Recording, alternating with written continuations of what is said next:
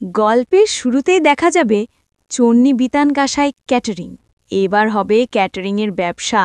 Lakshmi Jhanpi catering, Lakshmi Jhanpi cater, Lakshmi Jhanpi cater এভাবে বলছেন। নিচে আছে ঝাঁপি, চারপাশ দিক ঘুরে ঘুরে ঝাঁপি বলছে, দাঁড়াও দাঁড়াও, ক্যাটারিংয়ের ব্যবসা করব সেটা তো বলে দিলাম, কিন্তু এই ব্যবসাটার দায়িত্ব আমি কাকে দেব এমনটা ভাবছে। আর ওদিকে দেখা যাচ্ছে রনিতের বাড়িতে মিটিং করছে কাসাইয়াকে নিয়ে, আর কি ইনকা রনিকে নিয়ে, যে এটা বিয়ের সিজন চলছে, তো বিয়ের সিজনে আমরা যাদের বাড়িতে বিয়ে হবে আর কি, তাদের বাড়িতে যদি লোন নিয়ে পৌঁছে যাই, কারণ বলতে হবে যে বিয়ে তো একবারই হয়, তো সেটা কেন কোনো রকমভাবে হবে, সেটা ভালো মতো করে হবে। এখন সোনার যা অগ্নিমূল্য, আর সোনা কেন যে কোনো জিনিসেরই যা মূল্য, তাতে আমরা যদি একবার ওদের মনের লোভটা ধরিয়ে দিতে পারি না, ব্যাস তাহলেই কাজ হয়ে যাবে। আর এই বিয়ের জন্য লোনটা ওদেরকে প্রোভাইড করবে এই দীপদের কোম্পানি আর কি। তো তাই বলছে এবার বিভিন্ন জায়গায় জায়গায় গিয়ে ভিজিট করতে হবে। বলছে শহরে ম্যারেজ লোন ব্যাপারটা জানে, কিন্তু আমাদের এই বর্ধমানে কিন্তু হোম লোন, বিজনেস লোন, তারপরে এডুকেশন লোন, এগুলো বিষয়ে জানে, কিন্তু ম্যারেজ লোনটার বিষয়ে জানে না। তাই আমাদের সবার বাড়িতে বাড়িতে অলিতে গলিতে গিয়ে এই ব্যাপারটা কিন্তু প্রচার করতে হবে। যদি আমাদের কলিগদের দিয়ে না হয়, তাহলে আমরা নিজেরাই মাঠে নামবো। আমাদের কথার দামটা একটু বেশি থাকবে, মানুষ বেশি করে শুনবে। তো ইনকা তো এই প্ল্যানটা শুনে খুব মজা হয়।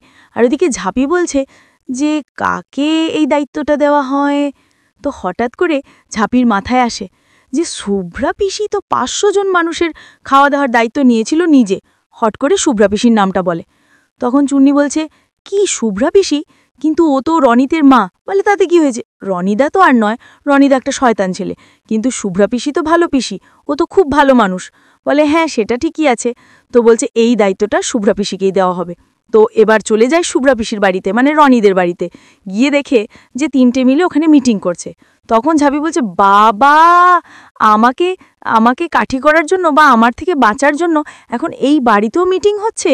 বাবা, অফিসের ওই বাড়িতে কি জায়গা কম পড়েছে নাকি? তখন দীপ বলছে, বেশি উল্টোপাল্টা কথা বলিস না, তুই এখানে কেন এসছিস?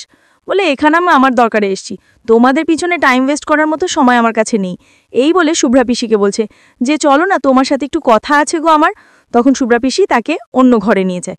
রনি বলছে, কি ব্যাপার, ঝাঁপি তো আমাকে সহ্য করতে পারে না, তাহলে এখানে কি করছে? ইনকা বলছে, দেখো, কোনো মতলব ছাড়া তো আসে না, নিশ্চয়ই কোনো মতলব আছে। তো এবার ঝাঁপি কিন্তু শুভ্রা কাকিমাকে ব্যাপারটা বলেছে। তো শুভ্রা কাকিমা শুনে তো অবাক, কি, আমি ক্যাটারিংয়ের বিজনেস সামলাবো? কি করে ঝাঁপি, এটা কি সম্ভব?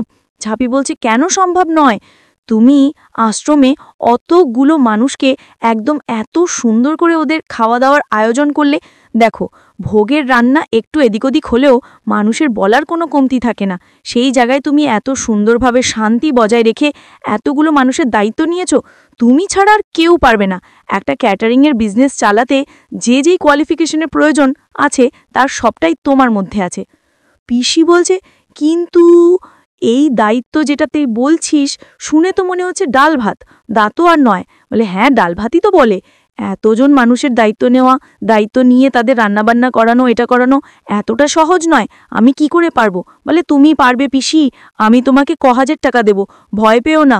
তোমাকে তো লক্ষ্মী ঝাঁপি ফুড কর্নার সব সাপ্লাই দেবেই, প্রথম এমনকি ক্লায়েন্টও সাপ্লাই দেবে। তুমি চিন্তা করছো কেন? প্রথম তোমাকে কিচ্ছু করতে হবে না, শুধু একটু দেখে শুনে রাখতে হবে। এই বলে শুভ্রা কাকিমার পিসির মনে আর কি সাহস জোগাচ্ছে, তুমি পারবে, আর এখান থেকে যেটা লাভ হবে তার 50% আমার আর 50% তোমার।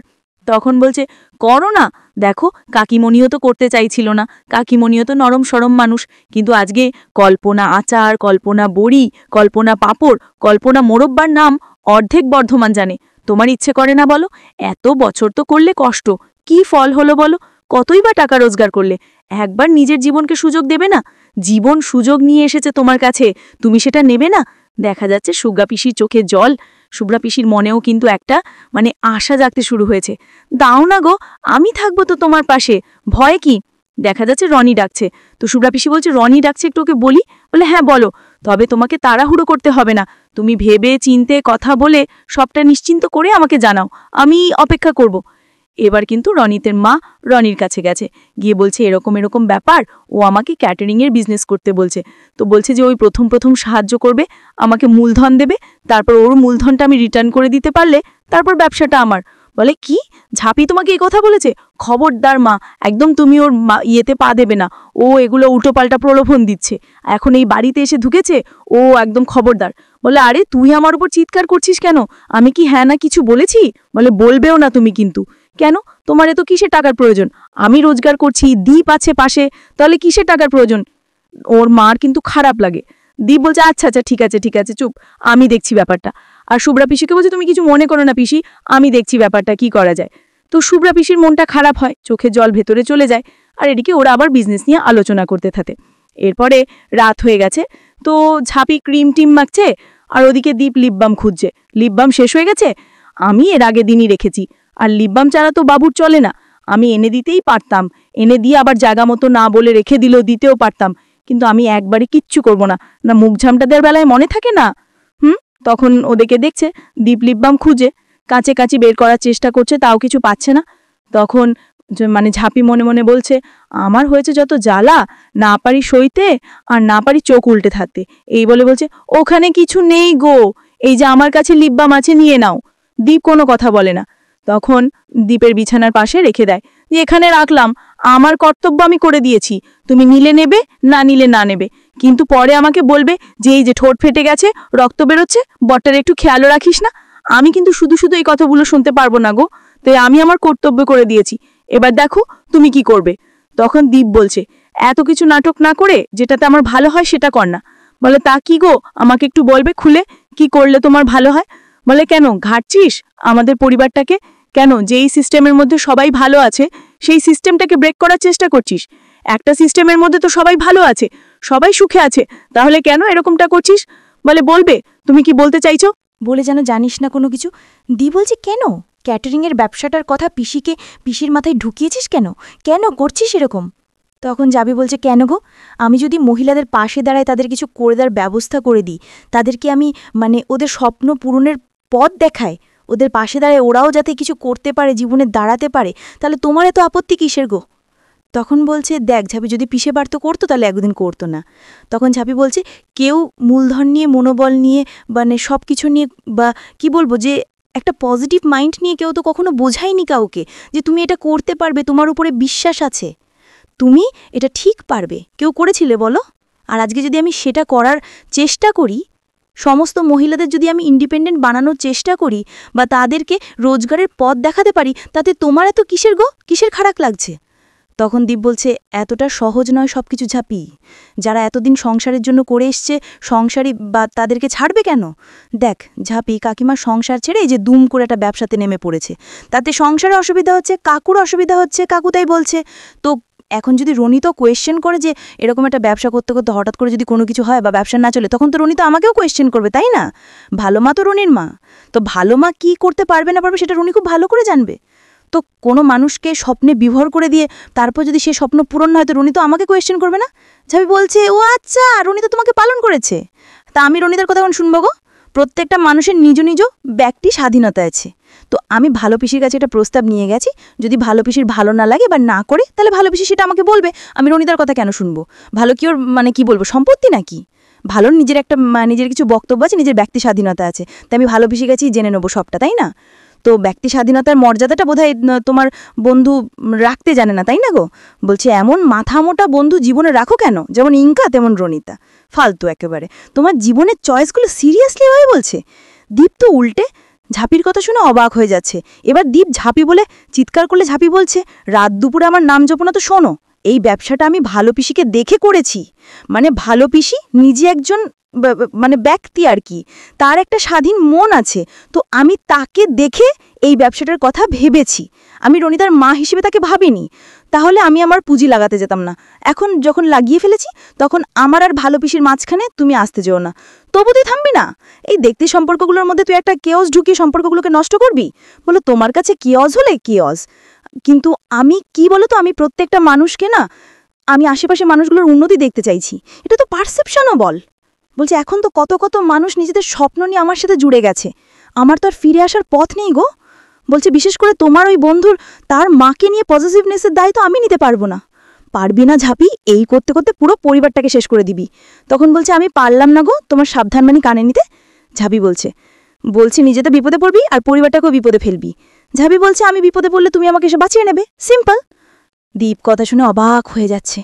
ঝাঁপিকে কিছু বলতে গেলে ঝাঁপি চাদর ডেকে ঘুমিয়ে পড়ে, আবার কিছু বলতে গেলে ঝাঁপি চোখ মেরে দেয়। দীপ তখন ঘুরে যায়, কিছু আর বলতেই পারে না। ঝাঁপি বলছে লাইটটা বন্ধ করে দিও। এবার দীপ খাচ্ছে, পাশে তার মা বসে আছে। ইনকা ফোন করেছে, বলছে শোনো দীপ, তুমি কিন্তু মানে মানে তোমার মা কি বলছে, রাজি হয়েছে নাকি?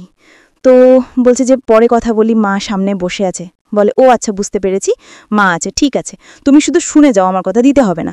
শোনো, ঝাঁপির ওই ব্যবসাটাই কিন্তু কিছুতেই আমাদের পরিবারকে ইনভলভ করা চলবে না, নাহলে কিন্তু আমরাই হেরে যাবো, আর ঝাঁপির কাছে কিন্তু হার মানা কিছুতেই যাবে না, বুঝতে পেরেছো? তো বলছে তো যে করেই হোক যাতে তোমার মা রাজি না হয়, এটা তুমি শুধু দেখে রাখো, কারণ আমরা হচ্ছি ওর চরম শত্রু, আর এই শত্রুর পরিবারকে ও যদি এক করে নেয় তাহলে কিন্তু খুব সমস্যা হয়ে যাবে। বলে ফোনটা রাখে। তো বলছে যে মা একে হাতে ডাল দাও তো। দেখছে তার মা অন্য মনস্ক হয়ে আছে। বলে কি হলো মা, ঝাঁপি তোমার মাথায় দুটো কথা ঢুকিয়ে দিয়েছে আর ব্যাস তোমার অন্য মনস্কতা শুরু হয়ে গেছে। বলে ঝাঁপি তো কথাটা মন্দ বলেনি, বল, আমারও তো ইচ্ছে করে নিজে হাতে কিছু করতে, দেখ কল্পনার ব্যবসাটাও তো ভালোই দাঁড়াচ্ছে।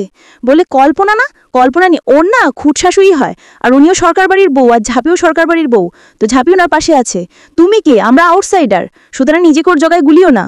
ওর মার মন খারাপ হয়, আর রনিত না খেয়ে উঠে যায় রাগে। বলে বাবা খেয়ে যা, আর খায় না। তখন বলছে যে এইভাবে তো সবসময় অন্যের দয়ে বাঁচতে ভালো লাগে না, মানে এই যে দীপের বাবাজি ওদের সমস্ত কিছু চালায়। বলছে আমারও তো ইচ্ছে পড়ে একটু নিজের কিছু করতে, সারা জীবনে তো কিছুই করতে পারলাম না, আমারও তো মনে ষোলোয়ানে ইচ্ছে জাগছে, কল্পনার ব্যবসাটাও তো ভালোই দাঁড়াচ্ছে, আমি কল্পনাকে হিংসে করছি না, কিন্তু আমার তো কিছু করতে ইচ্ছে করছে। এমনটা বলছে, আর ওদিকে দেখা যাচ্ছে দীপের বাবা কাকা বসে আছে, পেপার পড়ছে। দীপের বাবা বলছে সোনার দামটা একটু কমেছে কি? শান্তি। বলে কই কমেছে, লাখ টাকাই আছে। বলে তবু একটু পড়েছে, ওটাই শান্তি। তো দীপের মা বলছে শোনো না, আমাকে একটু কানের ফুল গড়িয়ে দাও না। বলে নিজের ভাইকে বলগা যাও, ভাইপোটা দিদিতে এসেছিল তা তুই প্যাকেটে দুটো মিষ্টি নিয়ে এসেছিল। বলে সবসময় আমার বাবের বাড়ি তুলে না খোটা দেবে না, বুঝতে পেরেছো? থাক, তোমাকে কিছু দিতে হবে না, আমার ছেলেই আমাকে গড়িয়ে দেবে, কিপটে বুড়ো একটা। বলে এই বুড়ো কাকে বললে? ওর বাবা তেড়িয়ে এসছে। কাসাইটা যেন হাসছে ওদের কত কীর্তি দেখে।